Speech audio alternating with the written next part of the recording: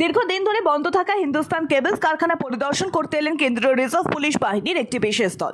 দীর্ঘদিন ধরে বন্ধ পড়ে থাকা হিন্দুস্তান কেবলস কারখানা পরিদর্শনে এলেন কেন্দ্রীয় রিজার্ভ পুলিশ বাহিনীর একটি বিশেষ দল। বুধবার সকালে এই দলের মধ্যে ডিআইজি পদমর্যাদার একজন আধিকারিকের নেতৃত্বে 4 সদস্যের এই দল পুরো কারখানা চত্বর ঘুরে দেখেন। আর এই পরিদর্শন ঘিরে এলাকার কৌতূহল ছড়িয়ে পড়ে। অনেকের মনে ভয়ের আশঙ্কাও দেখা যায়। বিশেষ করে কেবলস কোয়ার্টারগুলো বেদখল হয়ে রয়েছে, তাদের মনে প্রশ্ন ঘুরপাক খাচ্ছে। তবে সাংবাদিকদের এরিয়া পরিদর্শন করতে আসা কেন্দ্রীয় দলের কোনো আধিকারিক কোনো মন্তব্যই করেননি, জানিয়ে এলাকার মানুষের মনে কৌতূহল ও প্রশ্নের জন্ম দিয়েছে। এ বিষয়ে হিন্দুস্তান কেবলস পুনর্বাসন সমিতির সভাপতি সুভাষ মহাজন তিনি জানিয়েছেন, প্রতিবার ভোটের মরশুম এলেই কেন্দ্রীয় সংস্থাগুলো এখানে পরিদর্শনে আসে, কিন্তু কিছুই হয় না। তবে আমাদের একটাই দাবি, এই জায়গায় নতুন শিল্প স্থাপন করা হোক। শিল্প এলেই এলাকার সাধারণ মানুষের জন্য কর্মসংস্থানের সুযোগ তৈরি হবে। হিন্দুস্তান কেবলস, যা একসময় শিল্পের ক্ষেত্রে একটি গুরুত্বপূর্ণ নাম ছিল, বহু বছর ধরে উৎপাদন বন্ধ রয়েছে। তবুও যখনই কোনো পরিদর্শনের খবর ছড়ায়, স্থানীয় বাসিন্দাদের মনে আশার আলো জ্বলে ওঠে। এলাকার যুবক যুবতীরা নতুন শিল্পের স্বপ্ন দেখেন, যা তাদের জন্য চাকরির সুযোগ নিয়ে আসতে পারে।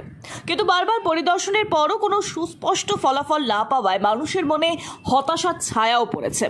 স্থানীয় এক বাসিন্দা তিনি বলেন, যখনই শুনি কেউ পরিদর্শনে এসেছেন মনে হয় এবার হয়তো কিছু হবে, কিন্তু প্রতিবারই আশাভঙ্গ হয়। তবুও আমরা হাল ছাড়িনি।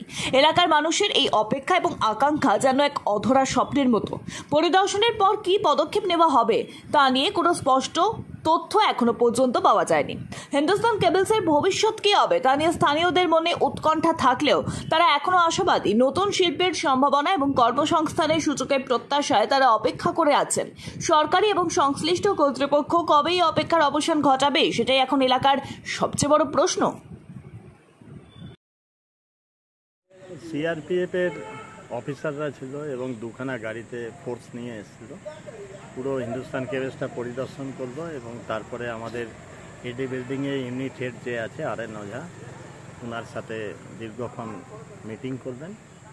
বাস এর বিষয়ে এর বেশি কিছু জানা যাচ্ছে না। আজকে তো কি মনে হচ্ছে, কি আমরা তো ভাবছিলাম যে মক ড্রিলের বিষয়ে হয়তো পুরো এলাকা যেমন আজকে অ্যালার্ট আছে সেই বিষয়ে হবে, কিন্তু আবার এনাদের দেখলাম পুরো হিন্দুস্তান কেবলসটাই যতটা ছিল আমাদের জিতপুর পাম্প হাউস থেকে নিয়ে সমস্ত এলাকাটা পরিদর্শন করবেন এবং এনারা কাউকে কিছু জানাবেন না।